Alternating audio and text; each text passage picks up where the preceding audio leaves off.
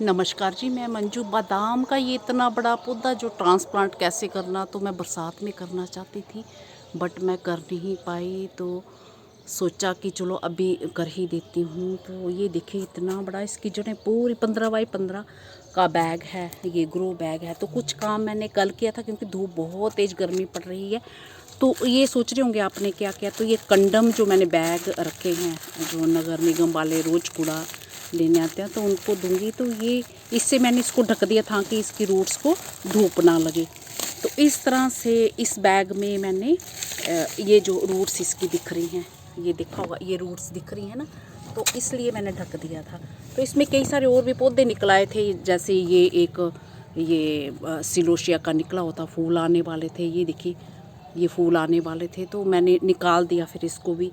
और इसकी भी जड़ें अभी भी हैं, ये सिलोशिया वाली, और ये अभी ऐसे हिलने लगा है। तो ये हिल नहीं रहा था, तो इसके ये जो कुछ एक रूट्स हैं, ये साइड से, तो ये यहाँ से मैंने निकाली हैं पूरी। और खुरपी से खूब गिल्ला, इसको गिल्ला आप देख रहे होंगे। और क्योंकि ढका रहा तो इसलिए मॉइस्चर इसका उड़ा भी नहीं। तो ये खुरपी से जो है ये मिट्टी बिल्कुल इस तरह से ये कर देनी है, साइड साइड से।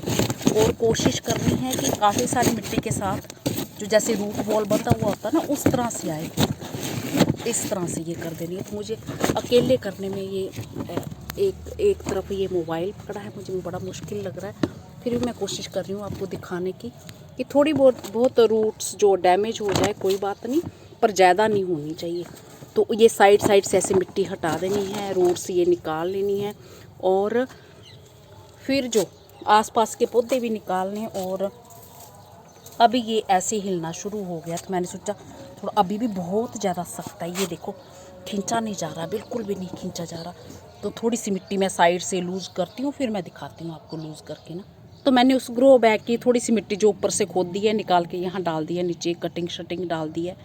पौधे दिख रहे होंगे हरे भरे, और खूब सारे होल्स बना दिए हैं 20 लीटर वाली ये बकेट में। इसमें मैं ट्रांसप्लांट कर रही हूँ क्योंकि यहाँ पे फिर गर्मियों में मैं ना खिसका नहीं सकती, छाया वाली जगह में नहीं रख सकती नेट के नीचे। तो सुबह सुबह का टाइम है, तो मैं सोच रही हूँ ये मेरा काम निपट जाए। तो थोड़ा सा मैंने ये इस तरह से लकड़ी से इस तरह से ये किया है, ताकि रूट्स बचा के ये है तो यहाँ तक। तो इस तरह से कोशिश की है ये चारों तरफ ऐसे। तो मैंने पहले भी कई पौधों में सिखाया है ऐसे। और हाथ से मैंने फिर ये रूट्स खींची है, तो मैंने हाथ धो लिया है, मैंने मोबाइल पकड़ा है, और इस तरह से फिर ये मेरा पौधा, ये रूट्स देखो अभी भी इतनी गहरी हैं, ये अभी भी फंसी हुई हैं। तो ये इस तरह से ये निकल आया है। तो अभी मैं इसको ट्रांसप्लांट करूँगी, इसकी मिट्टी निकाल के थोड़ी उसमें डालूँगी बाल्टी में। तो मेरा गार्डन भी देख लीजिए आज भी भरा पड़ा है। तो ये वही पौधा है जो मैंने सीड से ग्रो करना सिखाया है। तो इस तरह से ये इसकी रूट्स निकल गई हैं, थोड़ी बहुत कट भी गई होंगी। और बस इसको मैं ऐसे ही बकेट में रख देने वाली हूँ। तो इतना बड़ा ये ईज़िली ग्रो हो जाते हैं सीड से। तो वो वीडियो मेरा सर्च कर सकते हैं, देख सकते हैं। तो बस अब मैं बाल्टी में ऐसे ही रखने वाली हूँ। थोड़ी मिट्टी डाल दी है उसी में से, बैग से निकाल के मैंने।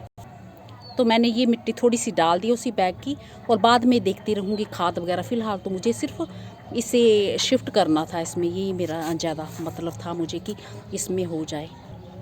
और अब इसे उठा के मैं ये ऐसे इस तरह से ये बस ऐसे सेंटर में रख दूँगी इस तरह से। और साइड में अब मैंने इसकी मिट्टी भर देनी है साइड में, और फिर ऐसी जगह में रखनी है। अब बहुत बड़ा ये देखिए बड़ा लंबा सीधा प्लांट हो गया है। तो छाया वाली जगह में तो है ही नहीं मेरी छत में, और मैं नीचे भी नहीं इसको ले जा सकती। तो फिर मैं बस इस पे फिर बैग दे दूँगी इसकी रूट्स मिट्टी से ढक के। तो मेरा ख्याल है ये मेरा चल जाना चाहिए। तो फाइनली मैंने ये होमवर्क पूरा कर लिया और मुझे बड़ी ही सेटिस्फेक्शन हो रही है।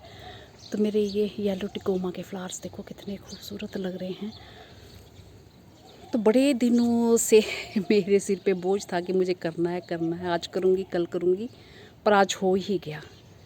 तो ये देखिए आपको गार्डन में बकेट में लगा, कितना ऊंचाई पे कितना बड़ा हो गया है ये प्लांट दिख रहा होगा। और अभी मैं इसको कोई जगह ऐसी नहीं है मेरे गार्डन में जहाँ पे छाया हो, तो दीवार के साथ यहाँ से उखाड़ा वहीं पे रख दूँगी। पहले मैं इसमें खूब सारा पानी डालूँगी, तो ये ढेर सारे होल्स मैंने चारों तरफ इसलिए बनाए हैं ताकि रूट्स को हीट ना लगे। और ये एक लोहे की रोड छोटी सी लगा दी है क्योंकि रूट्स अभी सेट नहीं हुई हैं। और ये मिट्टी जो है जो मैंने 3 बैग कंडम वाले दिखाए थे ना, उनकी मिट्टी निकाल के ये इसको दबा दिया है और इसके साथ बांध दिया है और इस तरह से ये मेरा लग गया है।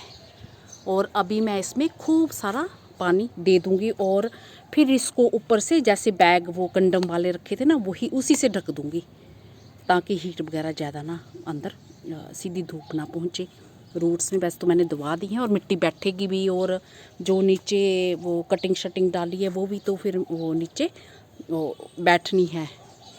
इस तरह से ये मेरा लग गया और आज मुझे बड़ी ही सेटिस्फेक्शन हुई है कि ये मेरा बड़े दिनों का पेंडिंग पड़ा हुआ काम पूरा हुआ। तो ये मैंने जो सीड से ग्रो करना सिखाया था, तो ये जो मैंने 2 बैग रखे थे ना, 3 रखे थे, बताया था सूखने के लिए, हरी कटिंग नहीं डालनी है नहीं तो पौधे बन जाते हैं इनके। तो ये 1 बैग खाली किया तो अभी सफाई करनी है और इसी की मिट्टी मैंने बादाम के ऊपरी हिस्से में डाली है। तो अभी बस मुझे ये एक बहुत बढ़िया चीज़ होगी कि जब बहुत ज़्यादा गर्मी आएंगी तो बकेट को मैं आराम से नेट के नीचे ले जा सकती हूँ। तो ग्रो बैग बड़ा होने के कारण मैं उसे ले ही नहीं जा सकती थी और मुझे यही लगा रहता था कि अभी मेरा बादाम सूखा, अभी सूखा। तो बस यही था। और आज मुझे इतनी छोटे छोटे काम करके भी बहुत ज़्यादा जो है खुशी मिलती है। तो इस तरह से अब मेरा बादाम जो है वो ट्रांसप्लांट हो गया। तो रही बात खाद वगैरह देने की, तो वो तो ऊपर से हम कभी भी उसमें चाहे गोबर की खाद मिला सकते हैं। वही मेरे पास थोड़ी सी पड़ी है तो वो मैं मिला सकती हूँ बाद में। पहले तो बस इसकी रूट्स सेट हो जाएं, ये मुझे अब काम करना था। तो अब मैंने पानी दे दिया और फिर ये कंडम पड़े जो ढेर लिफाफों का है, इससे ऊपर ये ढक दिया है इसको ताकि सीधी धूप इनकी रूट्स पे ना पड़े।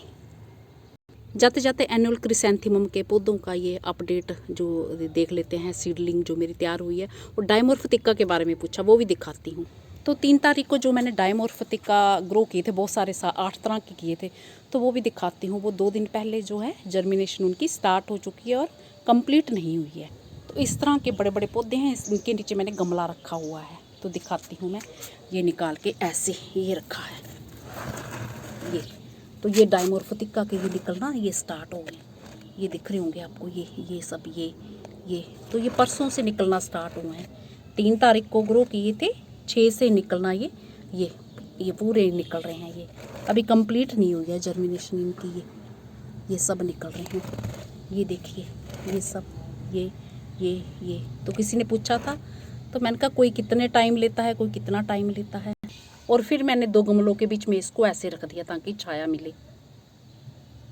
बाकी ये कैलिफोर्निया पॉपी भी परसों से 3 को ग्रो किए थे और 6 से इनकी जर्मिनेशन स्टार्ट हो चुकी है। तो ढेर सारे ये निकल आए हैं। और ये कोसमोस के जो 2 पत्तों के ऊपर से पत्ते भी जो आना छोटे छोटे स्टार्ट हो चुके हैं। तो ये इसका अपडेट सीडलिंग का। इसी के साथ नमस्ते जी, शुक्रिया।